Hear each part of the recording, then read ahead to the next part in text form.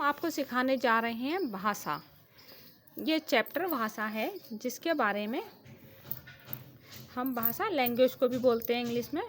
भाषा मानव के मुख से निकली हुई सार्थक ध्वनियाँ हैं जो दूसरों तक अपनी बात। तो भाषा, तो यहाँ पे हम क्या कहते हैं, हम अपने द्वारा जो बात मुख से निकालते हैं, अपने द्वारा जो बोलते हैं, उसके द्वारा जो ध्वनियाँ उत्पन्न होती हैं, उस बात को हम दूसरों तक पहुँचाने का कार्य करते हैं, उसी को हम भाषा कहते हैं। तो भाषा दो प्रकार की होती है, एक लिखित होती है, एक मौखिक होती है। लिखित होती है जो लिखकर हम अपनी बात को दूसरों तक पहुँचाते हैं, और मौखिक वो होती है जो हम अपने भावों को शब्दों के जरिए एक से दूसरे तक पहुँचाते हैं। तो इसी को हम भाषा बोलते हैं, जो लिखित और मौखिक दो रूप हैं। हिंदी की मुख्य बोलियां कौन कौन सी हैं? तो इसकी ब्रज भाषा है पहले नंबर पे, एक खड़ी बोली है, तीसरी अवधी है, चौथी मैथिली है। और हम बात करते हैं ब्रज भाषा की। तो ये मध्यकाल में बहुत ही प्रमुख साहित्यिक भाषा थी, जो सूरदास, कबीरदास, बिहारी, घनानंद, ये सब इनके प्रसिद्ध कवि थे जो ब्रज भाषा की मुख्य बोली बोला करते थे। अब खड़ी बोली में क्या है? खड़ी बोली में ये बिजनौर, सहारनपुर के आसपास बोली जाती है। आधुनिक हिंदी खड़ी बोली से ही विकसित हुई है। तो जो अवधी भाषा थी, अवधी भाषा ये अवध प्रदेश की प्रमुख बोली थी। तो तुलसीदास जी ने जो रामचरित मानस लिखी है, वो इसी भाषा में लिखी है। अवधी भाषा में रामचरित मानस की रचना की गई है। अब मैथिली भाषा, मैथिली क्या है? ये बिहारी हिंदी का प्रमुख बोली है। तो इसे विद्यापति मैथिली के सुप्रसिद्ध कवि हैं ये। तो अब हम आते हैं सबसे पहले लिपि पे। अब लिपि किसे कहते हैं? स्क्रिप्ट। स्क्रिप्ट सबसे पहले भाषा बोली जाती थी, उसका लिखित रूप नहीं था पहले केवल लिपि थी। धीरे धीरे बोली जाने वाली ध्वनियों के लिए चिन्ह निश्चित किए जाने लगे। जो हम बोलते थे उनके लिए चिन्ह निश्चित हो गए। इन्हीं चिन्हों को बड़ी अक्षर कहने लगे। पहले ऐसा नहीं था। पहले बोलियों के रूप में, लिखित रूप में ना होने के कारण ना ही अक्षर थे, वर्णमाला थी, ना ही किसी प्रकार की कोई चिन्ह थे। जिस तरह से आज हम वर्ण बोलते हैं, व्यंजन बोलते हैं, स्वर बोलते हैं, अक्षर बोलते हैं, पहले ये कुछ भी नहीं था। अब क्या, किसी भी भाषा को लिखने की विधि को लिपि कहते हैं। किसी भी भाषा को लिखने के तरीके के लिए लिपि कहते हैं। अब यहाँ पे कौन कौन सी भाषाएं होती हैं? विश्व में सभी भाषाओं को लिखने का अलग अलग ढंग है, हर देश की, हर प्रांत की।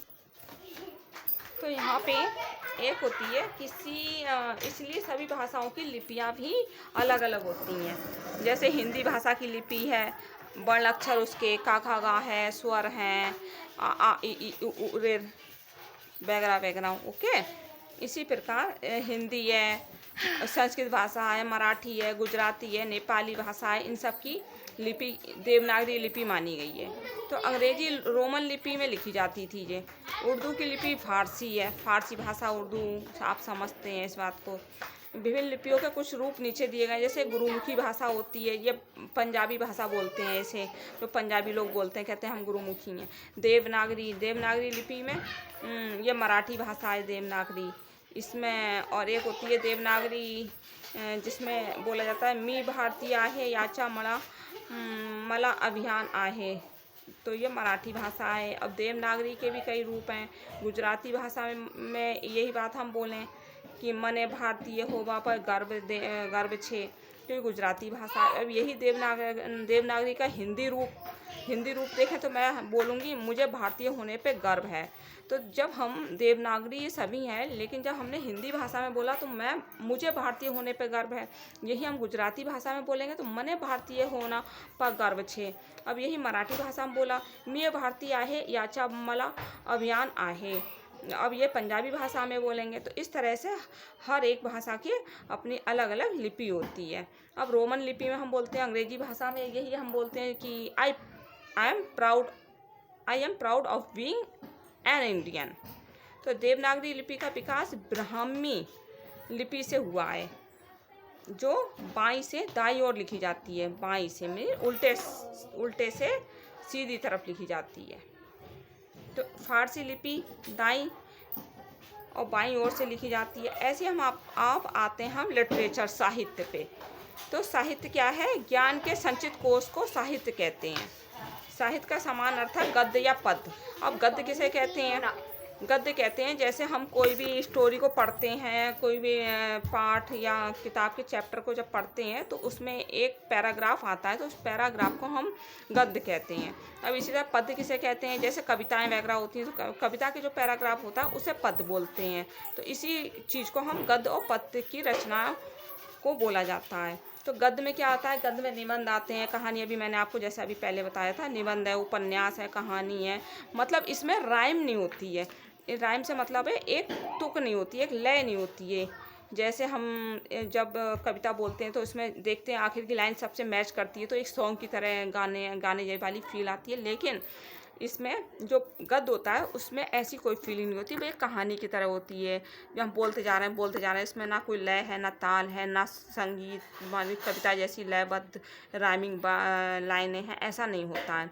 और इसी के विपरीत जो पद होता है, पद में ये सब गीत की तरह कविताएं होती हैं। जैसे हम गाते तो एक लय बनती जाती है, जैसे हम गाने में गाना सुनते हैं, फिर ऐसी ही हमारे लिए राइमिंग जब एक से लास्ट लाइन बनती जाती है राइमिंग की, तो हमें ऐसा लगता है ये हाँ ये गीत है, संगीत है, ये कविता है, तो उसी को पद बोलते हैं हम। अब हम आते हैं व्याकरण पे। अब व्याकरण क्या है? भाषा के शुद्ध रूप को और उसमें प्रयोग होने वाले ज्ञान कराने वाले शास्त्र को व्याकरण कहते हैं। जैसे हम किसी भी भाषा को जब बहुत ही शुद्ध रूप से बोलते हैं और उसे बोलने के लिए हम पूरी व्याकरण का जब ज्ञान करते हैं, बोलने के तरीके को बिना गलती करे व्याकरण के रूल के अकॉर्डिंग बोलते हैं, तो उसे ही भाषा का शुद्ध रूप बोलते हैं। अब ये लिटरेचर है, आप लिटरेचर ले लीजिए, आप कुछ भी बोलेंगे तो लिटरेचर में क्या होता है कि आपकी मिस्टेक भी हो जाती है, तो वो कहते हैं वो इतना मायने नहीं रखती हैं जितना अगर आप व्याकरण, जैसे आप कहते हैं व्याकरण का एग्जाम है, तो कहते हैं व्याकरण में हर चीज़ व्याकरण के बेस को ध्यान रखना पड़ता है कि हम एक सेंटेंस भी गलत नहीं लिख सकते हैं। हर चीज़ का रूल, अगर हम कोई पैराग्राफ भी लिख रहे हैं तो उसका भी एक रूल होता है कि पैराग्राफ में आप विराम लगाएंगे कि आधा चंद्र बिंदु लगाएंगे या बिंदु लगाएंगे या अंकी बिंदी लगाएंगे या कॉमा लगाएंगे। तो ये सब क्या होता है? ये व्याकरण के अंदर आता है। तो व्याकरण जब शुद्ध रूप से लिखते हैं तो उसी को व्याकरण बोलते हैं। तो यही आपका व्याकरण की परिभाषा हो गई कि भाषा के शुद्ध रूप को, शुद्ध रूप में प्रयोग होने वाले ज्ञान ज्ञान कराने वाले शास्त्र को ही व्याकरण कहते हैं। ठीक है। अब यहाँ पे हम आपके भाषा पहले प्रयोग में आती है, मतलब हम कोई भी भाषा को जैसे हम बोलते हैं, किसी भी प्रांत की, किसी भी स्टेट की भाषा को हम जब बोलते हैं तो वो एक देखा जाए तो वो हमारी एक पैदाइशी भाषा बोली जाती है जो भी हम, तो उसमें व्याकरण को हम विशेष ध्यान नहीं देते हैं। लेकिन हम जब उसको एक लिखित रूप में, एक शिक्षित रूप में जब हम बोलते हैं तो उस भाषा को हमें व्याकरण का रूप देके उसे शुद्ध करना पड़ता है, फिर हम उस भाषा को बोलते हैं। तो उसी को बोलते हैं कि व्याकरण के द्वारा शुद्ध करी हुई भाषा।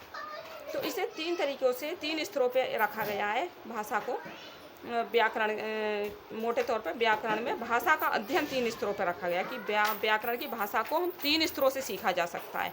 सबसे पहला है वर्ण विचार। वर्ण विचार क्या होता है? और दूसरा है पद विचार, जिसमें शब्द स्तर और पद स्तर आते हैं। तीसरा है वाक्य विचार। तो पहला क्या है? वर्ण विचार है। वर्ण विचार में क्या आता है? अल्फ़ाबेट, जैसे हम बोलेंगे स्वर और व्यंजन, आ से आहा तक, आ ई उ ऊ रे, ए ओ औ अंग आहा, ये आ गया आपका वर्ण आ गए।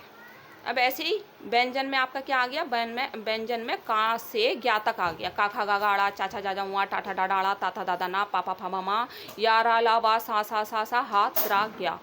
तो ये आ गया आपका व्यंजन आ गया। ये वर्ण में आपके स्वर और व्यंजन दोनों आ गए। तो सबसे पहले आप जब भाषा को सीखते हैं तो सबसे पहले स्टार्टिंग में एक छोटा सा बच्चा क्या सीखता है? सबसे फर्स्ट टाइम आप सीखते हैं, कोई बात नहीं है गाइस, थोड़ा सा डिस्टर्बेंस हो गया था, लेकिन अब हम आगे बढ़ते हैं। थोड़ा एंटरटेनमेंट भी ज़रूरी होता है, तो अब आगे बढ़ते हैं हम।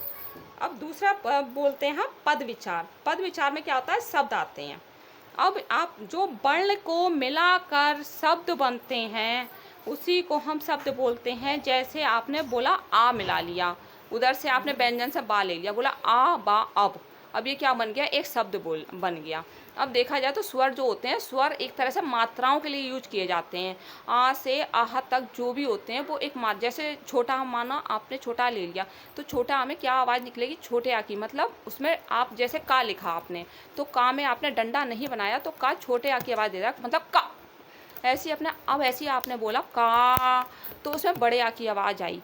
तो बड़े आ की मतलब बड़े आ, जो आपने छोटा बड़े आ के बाद जो बड़ा आ आता है उसकी जो मात्रा आ की आवाज़ जो दे रहा है वो आपने इधर शब्द में लगाई, जैसे सालिनी, सालिनी। तो सा क्या हो गया, सा में बड़े आ का डंडा लगा, तब आपने बोला सा। ल, ला में छोटे आ का इस्तेमाल हुआ। तो इसी प्रकार जितने भी ये स्वर होते हैं, स्वर केवल मात्राओं के रूप में ही आओ। तो हे गाइस, मेरा एक छोटा सा बच्चा है तो थोड़ा डिस्टरबेंस कर देता है, बहुत नादान है, बहुत प्यारा सा है, लेकिन हाँ वह हम आगे बढ़ते हैं। हे गाइस, आज मेरा पहला ये चैप्टर पढ़ाया था, आगे से डिस्टरबेंस नहीं होगा उसके लिए सॉरी। चलो हम आगे बढ़ते हैं। अब क्या है, दूसरा बताया हमने पद स्तर और तीसरा था वाक्य विचार। तो वाक्य में क्या बोलते हैं, जब कई शब्दों को मिलाकर एक वाक्य बनता है। जैसे आई गो टू स्कूल, ऐसे हम हिंदी में बोलते हैं मैं स्कूल जाता हूँ या जाती है। तो इसमें क्या हो गया, इसमें बढ़ने से क्या बने शब्द, शब्द से क्या बना, एक सेंटेंस बना। अब ये एक सेंटेंस कई वाक्यों को मिलाकर क्या बना, पद बनता है। पद जिसे हमने बताया था ना, जैसे कोई कहानी टाइप से होता है, ना कि उसमें राइमिंग होती है, उसमें लय ताल नहीं होती है, वो पद बोलते हैं, जिसे कविता का रूप कहते हैं। हम यहाँ पे गद्य की बात कर रहे हैं। तो यहाँ पे गद्य में क्या होता है, तो यहाँ पे इस तरह से हमारे पूरा पैराग्राफ बन गया है। जैसे पारुल एक बहुत अच्छी लड़की है, वो 5 साल की है, वो स्कूल जाती है, खेलती है, अपने मम्मी पापा का बहुत सम्मान करती है, अपना टाइम पे काम करती है, हर चीज़ जगह पे रखती है। तो इस सब को मिला के क्या हो गया, एक पैराग्राफ बन गया। अब आपको हमारी इतनी बात तो आप अच्छे से समझ में आ ही गई होगी। तो हे गाइस, ये देखिए चैप्टर कंप्लीट हो गया है आपका। और ये अगर आपको अच्छा लगा हो तो आप प्लीज़ लाइक कीजिए, सब्सक्राइब कीजिए। तब तक के लिए हम आगे नया चैप्टर लेके आते हैं। किसी भी सब्जेक्ट का आप कमेंट में लिख सकते हैं, आपको कौन से सब्जेक्ट से रिलेटिव आपकी प्रॉब्लम को सॉल्यूशन देना है, वो हम 100% देने की कोशिश करेंगे। बस आप कमेंट बॉक्स में चैप्टर का नाम और क्लास लिख दीजिएगा। तब तक के लिए बाय बाय।